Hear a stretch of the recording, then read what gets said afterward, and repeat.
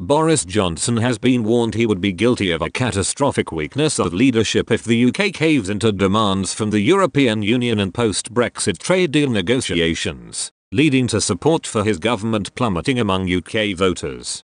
Britain and the EU have been locked in talks on trade and the future relationship since March after the Prime Minister delivered on his general election pledge to get Brexit done on the 31st of January. Mr. Johnson immediately went on the front foot against Brussels negotiators and insisted a free trade agreement would have to be struck before the end of the Brexit transition period on the 31st of December, 2020, a deadline he refused to extend. But nearly 5 months on from the beginning of trade talks, little progress has been made, with bitter arguments breaking out between the two negotiating teams, led by David Frost for the UK and Michel Barnier for the EU.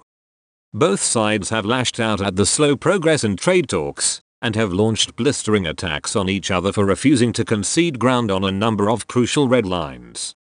Several other red lines are also continuing to force talks into a stalemate, including fishing and the EU's demands for its fishermen to enter British waters, level playing field, state aid and financial services after Brexit. But Ben Harris-Quinney, chairman of the Bell Group think tank, warned Mr. Johnson relenting on any crucial red lines in negotiations could see support for his government plummet among UK voters. He believes no further progress has been made on reaching an agreement with the EU than they did under former Prime Minister Theresa May, with fears growing a no-deal Brexit is fast becoming the most likely outcome. Mr. Harris-Quinney told Express Co UK, "If we concede and agree to the EU's demands and a deal that is even weaker than the one Boris proposed, it shows a catastrophic weakness of leadership, and we'll see the support for this government plummet even below the levels seen under May's premiership." Some blame can perhaps fall on the impact of the pandemic, but things look no better now in terms of an acceptable deal being reached than they did under May. The truth of the matter is, despite huge fanfare, Boris' proposed deal barely differed at all from May's.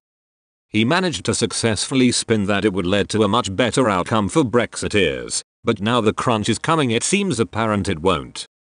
The only option to achieve the Brexit people voted for remains a no-deal settlement, but ideally a managed one. The political expert believes the Remain camp and Leave to some degree have made the mistake of thinking that Brexit is predominantly about economics and not principle. Mr. Harris-Quinney claimed the majority of Brexiteers want trade deal red lines to be met, even if it means sacrificing a better economic result, and has urged the government to push for those requirements to be met. He added, "The great error of Remain, and indeed to some extent of Vote Leave, was to assume Brexit was about economics. It wasn't, it was about principle. The British public prefer dangerous freedom over peaceful servitude. Most Brexiteers would accept a worse economic outcome if it means being able to control our own borders and make our own laws. Therefore, reaching these requirements should be this government's first priority, regardless of short-term economic impact." Following the latest round of talks in London last month, Mr. Barnier said, "Over the past few weeks the UK has not shown the same level of engagement and readiness to find solutions respecting the EU fundamental principles and interests." He also warned the EU and UK have until October at the latest to strike a deal or risk the imposition of quotas and tariffs, and said, "This means that we only a few weeks left and we should not waste it." UK counterpart Mr. Frost warned considerable gaps remain in the most difficult areas and admitted a no-deal Brexit scenario is still a possibility. He said, "It is unfortunately clear that we will not reach in July the early understanding on the principles underlying any agreement that was set as an aim at the high-level meeting on the 15th of June.